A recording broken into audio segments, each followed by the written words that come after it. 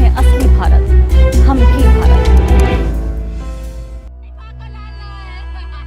चूल्हा मिट्टी का, मिट्टी तालाब की, तालाब ठाकुर का।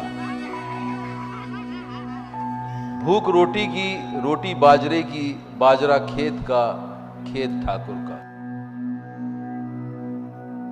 बैल ठाकुर का, हल ठाकुर का, हल की मूठ पर हथेली अपनी फसल ठाकुर की।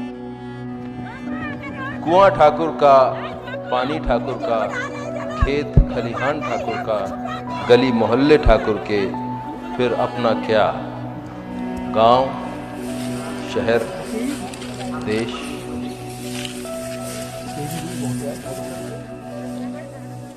ये लड़की मात्र उसकी मम्मी ने, उसके भाई ने मारी है। अब ऐसा है कि इसकी एक लड़की तो किसी गुस्सा के में साथ आओ। भागी थी करीबन 6-7 महीना पहले। ये वाली नहीं, ये वाली नहीं, मतलब कोई और। दूसरी। ये सब ड्रामा खोरी हो रही है। 60,000 कोई देगो, काऊ ने चेक बनवा दे, काऊ ने कछु कर दो। ये लोग हो गया, लोग है। ये लोग ही ये करा रहा है, इससे जो करा रहा है पैसा वो नहीं कर रहा। चार कुछ करवा दे छुट्टी। ये राष्ट्रीय मुद्दा तो आज तक वालों नहीं करते,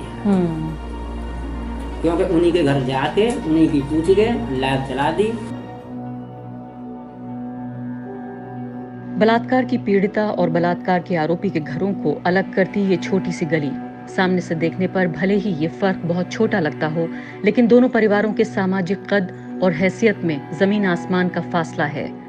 पीड़िता एक दलित वाल्मीकि समुदाय की लड़की है और चारों आरोपी ठाकुर समुदाय के, जिन्हें गर्व से योद्धाओं की परिभाषा दी जाती है। हाथरस में हुआ ये अपराध सिर्फ कानून व्यवस्था की नाकामी भर नहीं है, बल्कि हजारों साल से चली आ रही जाति व्यवस्था और लोकतंत्र के बीच जंग का जीता जागता नमूना है।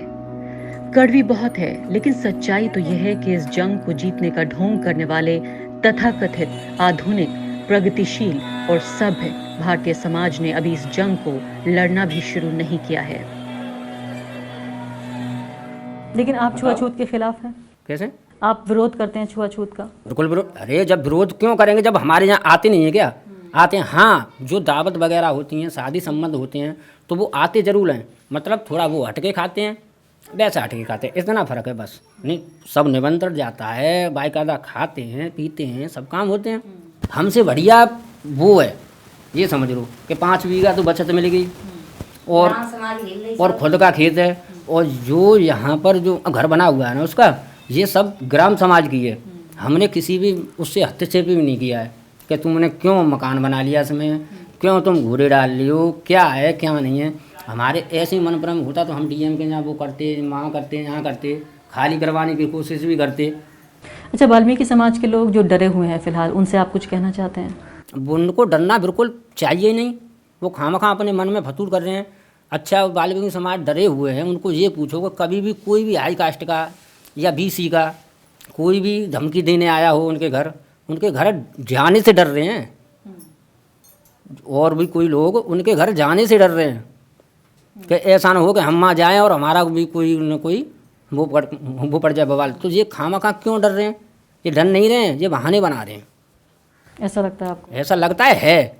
तो दिल्ली में तो लोग कहते हैं कि छुआछूत खत्म हो गई है। नहीं, उन्हें नल पे हमारा हक नहीं है कि हम पानी पियेंगे, और वो भी हमारे नल पे पानी नहीं छूते हैं। और इनके इतने छोटे बच्चा हैं तो हम लोग तुम करके ही बोलेंगे, और हम इतने बड़े हैं तो तू करके ही बोल सकता है। अच्छा, हाँ, ये भी चल रहा है यहाँ।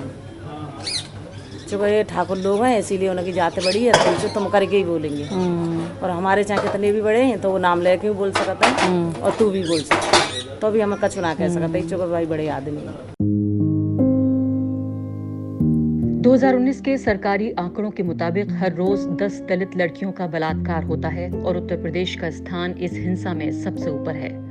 अपने शरीर और आत्मा पर हुए इस अपराध को 19 साल की इस लड़की ने ज्यादती का नाम दिया, रेप या बलात्कार नहीं। भारत के गांव देहात कस्बों में आज भी लड़कियों को सिखाया जाता है कि उन पर हुई यौन हिंसा दरअसल उनके लिए ही शर्म का विषय है, बलात्कारी के लिए नहीं। फिर भी कम से कम 2 बार इस बहादुर लड़की ने अपने ऊपर ज्यादती की बात दर्ज की। इसी बात को फिर दोहराया मरते वक्त ये बयान में, जिसको कानून की जबान में डाइंग डिक्लेरेशन कहा जाता है, और अदालतें अक्सर इस मरते हुए व्यक्ति के बयान की बुनियाद पर ही फैसला सुना दिया करती हैं। ये लड़की मात्र उसकी मम्मी ने उसके भाई ने मारी है।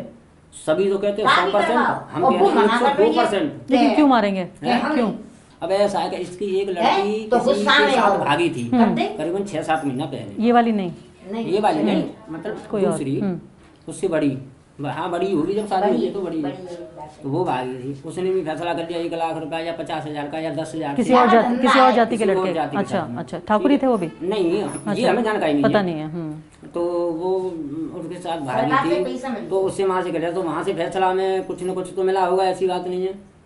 उसके नाम FIR भी नहीं की थी, मतलब फैसला हुआ था। 1 लाख कोई देगो, दे रहे हैं क्या? हाँ 60,000 कोई देगो, काऊ ने चेक बनवा दे, काऊ ने कछु कर दो, तो वो ये लोभ हो गया, लोभ है, ये लोभ ही ये करा रहा है, इससे जो करा रहा है पैसा नहीं करा रहा। क्या कछु करवा दे तो छुट्टी। ये राष्ट्रीय मुद्दा तो आज तक वालों ने कर दिया है, क्योंकि उन्हीं के घर जाके उन्हीं की पूछ के लाइव चला दी, सारे काम हुए। तो ऐसे ही धीरे धीरे करके फिर ये नेता लोग जुड़ गए। आज यहाँ तो कोई यारो ही ना। ये सब ड्रामा खोरी हो रही है, कुछ नहीं है। ऐसा हुआ है, जो राजनीतिक मैटर पड़ गया है। जो राजनीतिक नेता लोग हैं ना, जो विपक्ष पार्टी के हैं, कांग्रेस पार्टी, सपा है, बसपा है, ये है, इन्होंने ही वो, और सबसे ज़्यादा भीम आर्मी वाला है, उन्होंने ये करा करू के ये सारा षड्यंत्र रचा है, और कुछ नहीं है इसमें। इसको CBI पे भरोसा नहीं है, आराम से।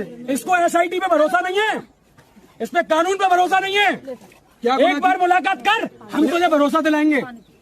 जो तू यहाँ राजनीति कर रहा है ना, तुझे भरोसा दिला देगा धवरिया।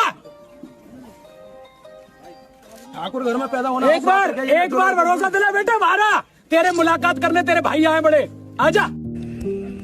आधी रात को लड़की के शरीर को उसके परिवार की मर्जी के खिलाफ जला देने वाली उत्तर प्रदेश पुलिस और प्रशासन अब मुर्दा हो चुकी लड़की की बात पर विश्वास नहीं करती। घटना के हफ्तों गुजरने के बाद भी मुख्यमंत्री योगी आदित्यनाथ न पीड़िता के घर जाते हैं, न सीधे जनता से बात करते हैं, बल्कि एक पब्लिक रिलेशंस कंपनी को हायर करते हैं पत्रकारों तक खबर पहुंचाने के लिए कि जिस बलात्कार को लेकर उन्होंने आसमान सर पर उठा रखा है, वो अपराध तो कभी हुआ ही नहीं। उत्तर प्रदेश सरकार एक्शन में आती है, मोर्चा खोलती है, बलात्कार के आरोपियों के खिलाफ नहीं, खुलेआम कानून की धज्जियां उड़ाकर अपने घरों पर सवर्ण पंचायतें करने वाले भाजपा नेताओं के खिलाफ नहीं, बल्कि उन तथाकथित षड्यंत्रकारियों के खिलाफ जो उनके मुताबिक जातीय दंगा कराना चाहते हैं और उनकी सरकार को बदनाम करना चाहते हैं। योगी सरकार का कहना है कि इस गांव के भीतर हुई जो पूरी घटना है और उस पर जो एक आउटरीच हो रहा है, वो एक अंतर्राष्ट्रीय साजिश है, एक इंटरनेशनल कंस्पिरेसी है। उन्होंने 4 लोगों को गिरफ्तार भी कर लिया है इस सिलसिले में। 19 जो हैं FIR दर्ज की गई हैं। उनसे एक सवाल सीधा सीधा ये बनता है कि योगी जी ये तो बताइए कि जो जाति व्यवस्था है भारत की जो लागू हो रही है इस गाँव में, जो फलती फूलती नज़र आ रही है, जो जाति का पूरा दलदल हमने हमारी टीम ने यहाँ पर देखा है, क्या वो भी कोई साजिश है? या वाकई कोई ऐसी साजिश भी हो सकती है? अगर ये नहीं है साजिश, तो कोई ऐसी साजिश भी हो सकती है जिससे यहाँ की जाति व्यवस्था ख़त्म हो जाए? कोई राष्ट्रीय साजिश, कोई अंतर्राष्ट्रीय साजिश? जवाब दीजिए मुख्यमंत्री जी, क्या ऐसी कोई साजिश हो सकती है जिससे यहाँ की जो जाति व्यवस्था, जो हर दीवार में, हर कोने में, हर व्यक्ति में यहाँ नज़र आ रही है, जीती जागती जाति व्यवस्था, क्या उसको ख़त्म करने के लिए कोई साजिश की जा सकती है? द वायर के और वीडियोस देखने के लिए सब्सक्राइब करें और बेल आइकन पर क्लिक करें। स्वतंत्र पत्रकारिता की आर्थिक मदद करने के लिए डिस्क्रिप्शन में दिए गए लिंक पर जाएं और अपनी राशि चुनें।